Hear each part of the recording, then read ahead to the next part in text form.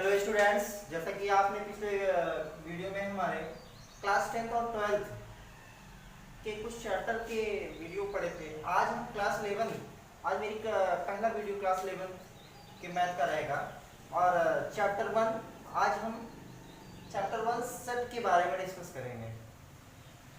Mainly आप देखोगे set क्या होता है। तो सेट क्या होता है? Group of object group of object that have common characteristics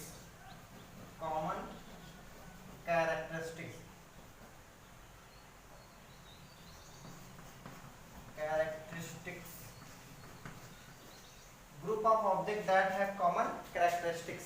कोई भी ग्रुप अगर उसकी कॉमन कैरेक्टरिस्टिक्स एक समान है तो वो क्या कहलाएगा? सेट कहलाएगा।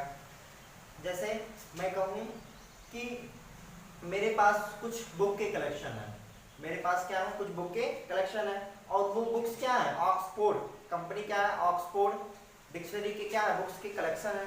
तो आप देखोगे वो सारे जो बुक्स हैं वो ऑक्सफोर्ड डिक्शनरी के हैं। कंपनी क्या है? Oxford dictionary.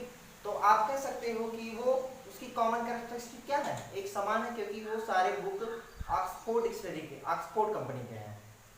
और तो सेट का definition group of object that have common characteristics, मतलब ग्रुप के सभी एलिमेंट, सभी मेंबर एक समान होने चाहिए।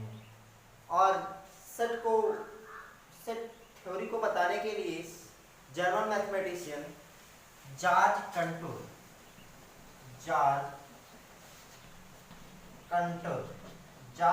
ने क्लास 11 के ट्रिग्नोमेट्रिक सीरीज में सेट थ्योरी को बताया। ट्रिग्नोमेट्रिक सीरीज को सॉल्व कर रहे थे, तो वहाँ सेट थ्योरी के बारे में डेफिनेशन बताया। और जॉर्ज कंटूर ने एक अपना डेफिनेशन बताया था कि set is a well defined collection of object। ये आप देखोगे वेल डिफाइंड क्या होता है? जॉर्ज कंटूर ने डेफिनेशन दिया, set is a well defined collection of object. तो वेल डिफाइंड कहने का मतलब है कि कोई मैं एक ग्रुप लेता हूँ, कोई एक ग्रुप लूँ, कह दूँ कि 5 best scientist of the world, 5 best scientist of the world. तो 5 best scientist of the world में मैं कुछ ले लेता हूँ, ए ले लेता हूँ, बी, सी, डी और ई। 5 मैं एक ग्रुप बनाया 5 best scientist of the world, और आपसे कह दिया जाए कि 5 best scientist of the world कोई ग्रुप बनाओ, तो आपने बना दिया ए, बी, सी, एफ, जी। तो आप देखोगे ये दोनों ग्रुप कुछ एलिमेंट सेम है और कुछ एलिमेंट क्या है? डिफरेंट है। तो आप कह सकते हैं ये दोनों ग्रुप, जो मैं ग्रुप बनाया, जो आप ग्रुप बनाए, ये दोनों सेम नहीं है। अतः आप कह सकते हो ये क्या है? वेल डिफाइंड नहीं है। जैसे एक एग्जांपल और दे दिया जाए कि all even number below 10, all even number below 10। All even number below 10 कहने का मतलब है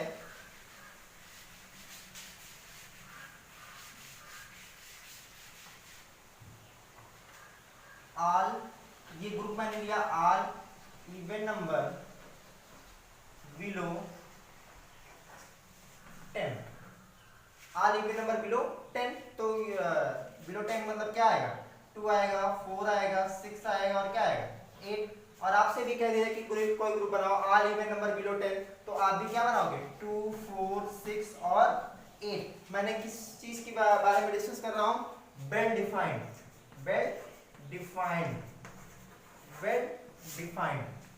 यहाँ देखो कि जो दोनों ग्रुप, एक ग्रुप जो मैं बनाया हूँ और एक ग्रुप जो आप बनाए हैं, ये दोनों क्या है? सेम है। अतः आप कह सकते हो कि ये क्या है? सेट है, वेल डिफाइंड है, सुपरिभाषित है। तो आप इंग्लिश में तो आप डिफिनेशन बता दिए कि group of object that have common characteristic, इसी कॉमन ग्रुप के सारे एलिमेंट की अगर कॉमन कैरेक्टरिस्टिक एक समान है तो वह क्या कहलाएगा? सेट। और सेट थ्योरी को बताने के लिए जर्मन मैथमेटिशियन जॉर्ज कंटूर ने एक डेफिनेशन बताया, set is a well defined in collection of object set is a well defined collection of object. Well defined होने का मतलब है कि ग्रुप, जो ग्रुप बनाए गए हैं उनके सारे एलिमेंट क्या हो, एक समान हो, डिफरेंट नहीं हो, तो वो क्या कहलाएगा, वेल डिफाइंड होगा। अब आप देखोगे वेल डिफाइंड, वेल डिफाइंड हो गया। अब इसकी अगर हिंदी में डिफिनेशन दे दिया जाए तो वस्तुओं के सुपरिभाषित, वस्तुओं के सुपरिभाषित संग्रह को हम क्या कहते हैं, समुच्चय कहते हैं। वस्तुओं के सुपरिभाषित, वस्तुओं के समुच्चय की डिफिनेशन दे दिया जाए, वस्तुओं के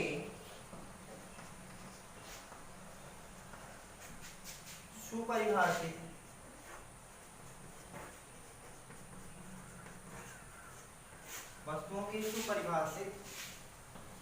संग्रह को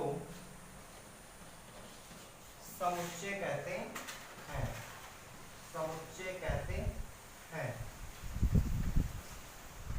वस्तुओं के सुपरिभाषित संग्रह को समुच्चय कहते हैं। वस्तुओं के सुपरिभाषित समुच्चय कहते हैं। अब आप देखोगे ये तो हिंदी में डिफिनेशन बताया गया था, इंग्लिश में क्या बताया गया, set is a well defined,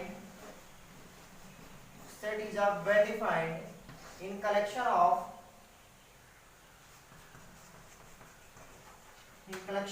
set is a well defined collection of object, set is a well defined collection of object। ये कौन सा बताया था डिफिनेशन, जॉर्ज कंटो ने डिफिनेशन बताया। जब क्लास 11 में सेट थ्योरी सॉल्व कर रहे थे तो वहां ने एक डिफिनेशन जॉर्ज कंटो ने बताया था, set is a well defined collection of object. अब समुच्चय के बारे में तो आप जान गए। अब सेट का नोटेशन हम किस तरीके से करते हैं, सेट का नोटेशन देखोगे, सेट में रिप्रेजेंट करने के लिए हम या तो पहला होता है मेंबर, ऑब्जेक्ट या क्या, एलिमेंट। अब आप देखोगे सेट में या तो मेंबर, ऑब्जेक्ट, एलिमेंट कोई भी हो सकता है। मेंबर ये सब तीनों क्या है, एक ही है। अब दूसरा क्या होता है, इंग्लिश जो अल्फाबेट होते हैं वो हम किस में लिखते हैं, इंग्लिश अल्फाबेट। इंग्लिश अल्फाबेट को हम रिप्रेजेंट करने के लिए कैपिटल लेटर का प्रयोग करते हैं, जैसे A B C D. English alphabet को कैपिटल लेटर में ए बी सी डी। और सेट के मेंबर को रिप्रेजेंट करने के लिए हम स्मॉल लेटर का प्रयोग करते हैं। सेट में जो मेंबर होते हैं उसको रिप्रेजेंट करने के लिए हम स्मॉल लेटर का प्रयोग करते हैं, स्मॉल लेटर का प्रयोग करते हैं। और एक फोर्थ होता है, फर्स्ट मेंबर, ऑब्जेक्ट या एलिमेंट को रिप्रेजेंट करते हैं, इंग्लिश अल्फाबेट को कैपिटल लेटर से प्रयोग करते हैं। और थर्ड होता है कि सेट के मेंबर या ऑब्जेक्ट को रिप्रेजेंट करने के लिए हम स्मॉल लेटर का प्रयोग करते हैं, जैसे ए बी सी डी कोई भी हो। तो आप देखोगे एक फोर्थ होता है, फोर्थ होता है बिलोंग्स टू, और एक होता है डज नॉट बिलोंग्स टू। कहने का मतलब है कि बिलोंग्स टू और डज नॉट बिलोंग्स टू ये कैसे होगा। अब आप देखोगे जैसे मैं कोई ग्रुप लूं, जैसे मैं ले लिया जाए कि all odd number below 10, all example लिया जाए, ऑल ऑड नंबर बिलो 10। तो ऑल ऑड नंबर बिलो 10 क्या होगा, 1 3 5 7 और 9। बिलोंग्स टू की बात कर रहा हूँ, ये 1 3 5 7 और 9। और एक एलिमेंट को मैं ले लिया, मैं 11 ले लिया। तो आप देखोगे 11 ये जो आपका ग्रुप है 1 3 5 ऑल ऑड नंबर बिलो 10, इसमें बिलोंग कर रहा है, नहीं कर रहा है। तो आप कह सकते हो कि ये डज नॉट बिलोंग टू। तो मैं कह सकते हो कि जो बिलो ऑड नंबर है ये 11 डज नॉट बिलोंग्स टू, इसको डज नॉट बिलोंग्स टू, इसमें इस ग्रुप में मान लो ये ग्रुप क्या है x है, तो ये करोगे 11 does not belongs to x। अगर आपसे कह दिया जाए 3, तो 3 बिलोंग्स टू x, तो ये ग्रुप था x, तो आप लिख सकते हो 3 बिलोंग्स टू x।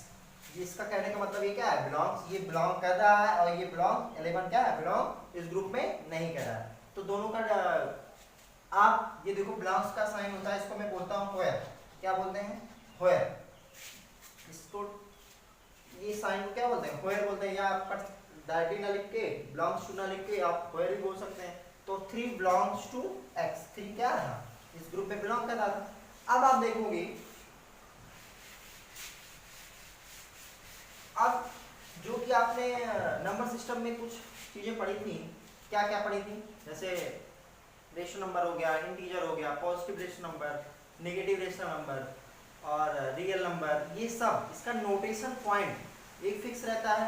जैसे नेचुरल नंबर को ले लिया जाए, नेचुरल नंबर को क्या कहते हैं, नेचुरल नंबर 1 to इनफाइनाइट, आज सभी 1 to इनफाइनाइट, ये क्या कह रहे हैं नेचुरल नंबर, उसको रिप्रेजेंट करने के लिए हम कैपिटल एन से रिप्रेजेंट करते हैं, उसको मैथमेटिशियन ने एक फिक्स कर दिया है कि हम उसको एक नोटेबल पॉइंट से रिप्रेजेंट कर दिया, जैसे कैपिटल एन, जैसे पॉजिटिव रियल नंबर हुआ तो हम r प्लस से रिप्रेजेंट करते हैं। तो आप ये नंबर सिस्टम में आपको पढ़ाया जा चुका है।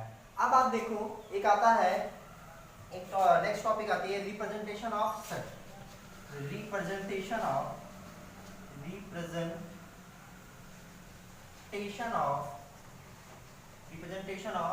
सेट्स।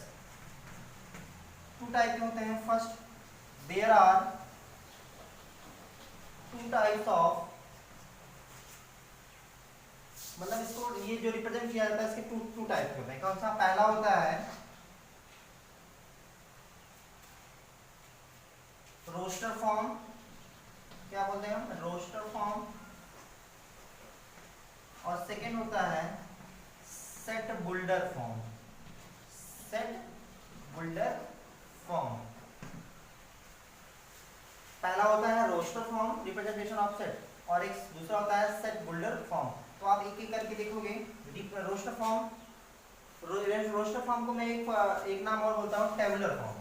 क्या बोलते हैं, टेबुलर फॉर्म, टेबुलर फॉर्म। अब आप देखोगे रोस्टर फॉर्म को आप कैसे रिप्रेजेंट करेंगे। रोस्टर फॉर्म को देखो आप, जैसे कोई ले लिया जाए, रोस्टर फॉर्म में जैसे ले लिया जाए all even number below 10, all even number below 10। तो ऑल इवन नंबर बिलो 10 क्या होगा, 2 होगा, 4, 6 और 8, 2, 4, 6 और 8। अब ये ऑल इवन नंबर बिलो 10 जो है, इसको एक ग्रुप ले लेता हूँ, एक सेट ले लेते हैं। मैंने मान लिया कोई सेट ए है, तो सेट ए। अब रोस्टर फॉर्म को लिखने के लिए हम एक ब्रैकेट के अंदर, एक ब्रैकेट के अंदर इन सारे एलिमेंट को इसके अंदर लिखते हैं, कॉमा लगाए, 2, 4, 6 और 8। रोस्टर फॉर्म को लिखने के लिए कोई भी एलिमेंट हो या मेंबर हो, उसको एक ब्रैकेट के अंदर कॉमा लगा के लिखते हैं, तो वो क्या कहलाएगा, रोस्टर फॉर्म कहलाएगा। अब अगर मैं इसी को एक, जैसे मैं लिख दिया कोई इंग्लिश वर्ड है river, RIVER,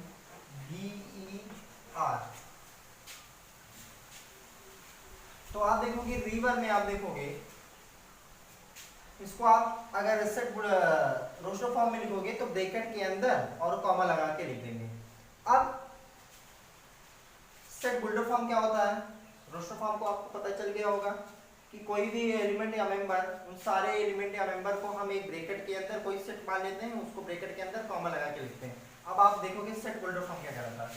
set builder form देखोगे क्या कहलाएगा। सेकंड क्या बताया था, set builder form.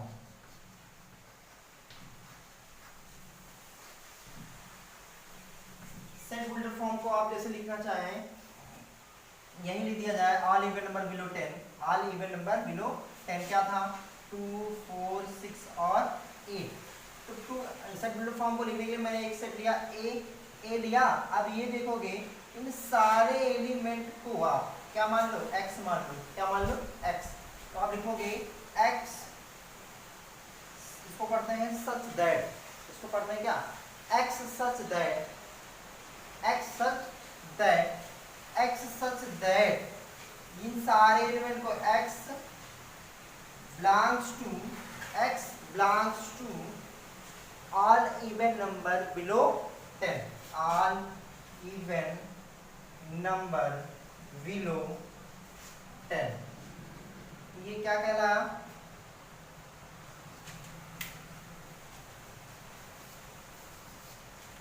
Set builder form को आप इन सारे एलिमेंट को मैंने x लिया, तो x such that x belongs to all even number below 10। all even number below 10 क्या है, 2 4 6 और 8। तो आप सेट बिल्डर फॉर्म को लिखने के लिए सभी एलिमेंट को आप कुछ भी मान लो, x मान लो, y मान लो, z मान लो, उसके बाद जो भी रहेगा उसको आप लिख देंगे। इसके बाद आप देखोगे, इसके बाद नेक्स्ट टॉपिक आप देखोगे टाइप्स ऑफ सेट। कितने टाइप के आप समुच्चय कितने प्रकार के होते हैं, नेक्स्ट क्लास में आप देखोगे। आज मेरा पहला वीडियो क्लास 11th के स्टूडेंट के लिए था। मैथ में आप पहला चैप्टर सेट के बारे में डिस्कस किया, सेट मेनली क्या होता है और सेट में नोटेबल पॉइंट क्या क्या होते हैं, कैसे मैं रिप्रेजेंट करता हूँ। उसके बाद रोस्टर फॉर्म और सेट बिल्डर फॉर्म के बारे में मैंने बताया। अब आप नेक्स्ट क्लास में आप टाइप्स ऑफ सेट के बारे में डिस्कस करेंगे। धन्यवाद।